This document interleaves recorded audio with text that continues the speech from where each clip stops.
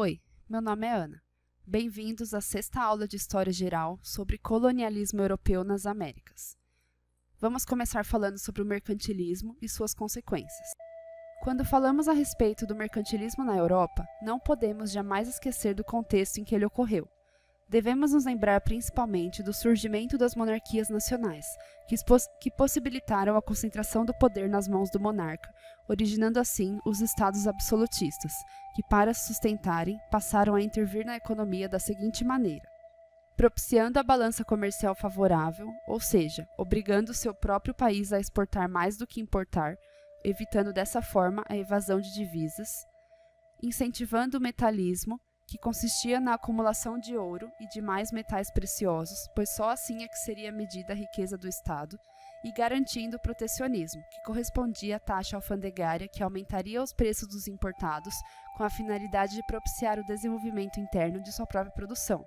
Afinal, se as coisas que vinham de fora fossem mais caras, as pessoas do país eram incentivadas a comprar as coisas produzidas dentro do próprio país.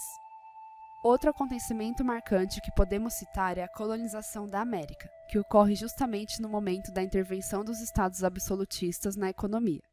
Esse advento praticamente obriga a burguesia a encontrar saídas para a crise interna, pois se cada monarquia resolve apenas vender e só comprar obedecendo aos critérios do protecionismo, a estagnação dos estados absolutistas seria inevitável.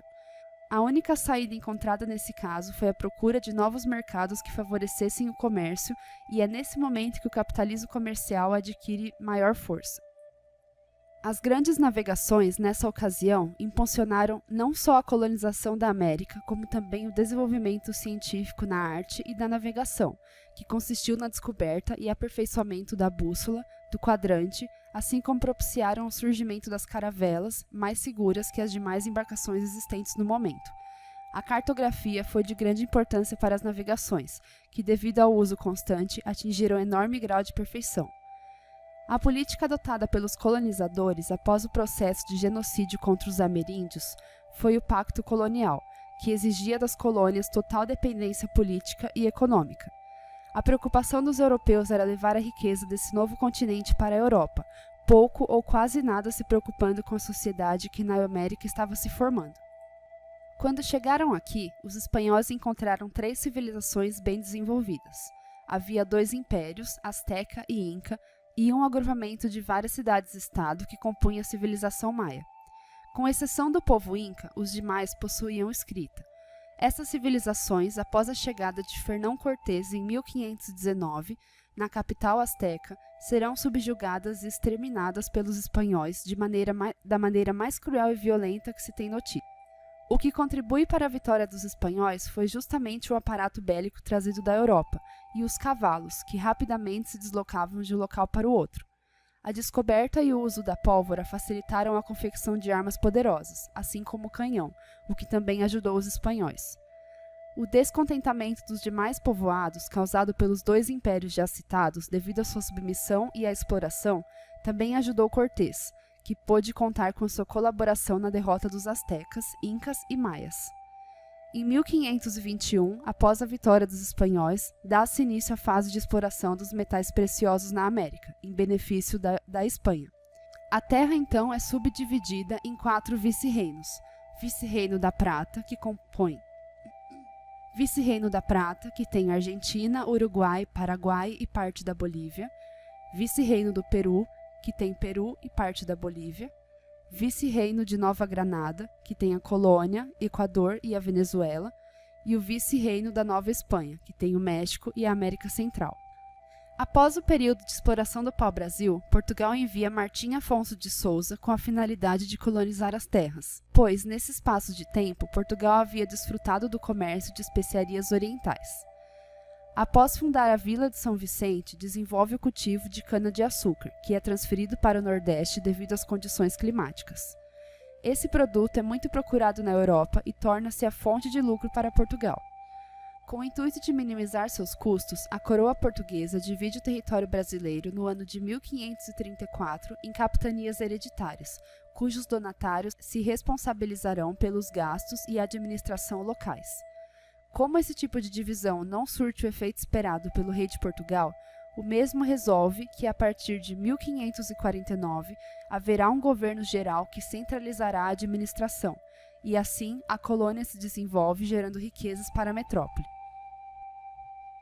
Durante o período em que os espanhóis preocupavam-se com o ouro da América Central e do Sul, a rainha Elizabeth I da Inglaterra enviou expedições para ocupar a América do Norte em 1584, e a primeira colônia recebeu o nome de Virgínia.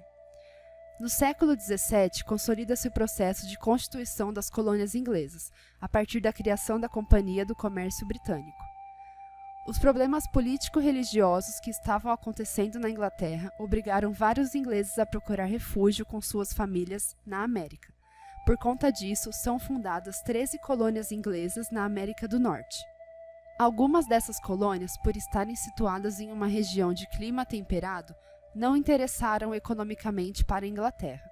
Nessa região, que era o norte da América, uma multidão de perseguidos religiosos organiza as colônias de povoamento. A colônia inglesa recebe atualmente o nome de Estados Unidos. As pequenas propriedades familiares desenvolveram o cultivo da agricultura através do trabalho livre assalariado, enquanto que no sul dos Estados Unidos, onde se produz algodão e tabaco nas plantations, o trabalho é escravo. O controle administrativo não era tão rígido. A união das 13 colônias deu-se no início do século XVIII e estão assim constituídas. No norte e centro temos Nova York, Nova Jersey, Delaware, Pensilvânia, Connecticut, Rhode Island, Massachusetts e Nova Hampshire. E no sul temos Carolina do Sul, Carolina do Norte, Geórgia, Virgínia e Maryland. Agora a gente vai ver uns exercícios para ajudar a fixar a matéria que vimos. Primeiro exercício. O sistema mercantilista A. buscava abrir a economia através da livre concorrência.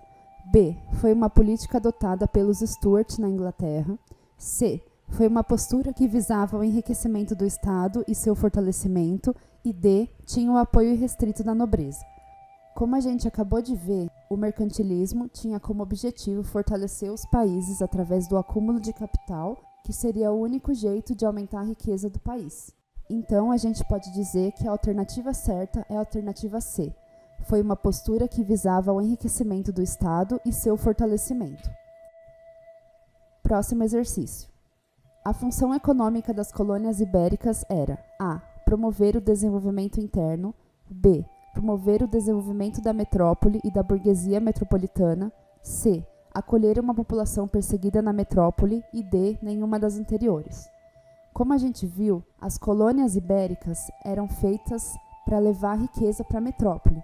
Então, por exemplo, Portugal vinha até o Brasil, pegava tudo que precisava, explorava o pau-brasil, o ouro, a prata e levava tudo de volta para Portugal para sanar suas dívidas, para enriquecer seu país. Então, a gente pode dizer que a alternativa certa é a alternativa B, promover o desenvolvimento da metrópole e da burguesia metropolitana. Terceiro exercício.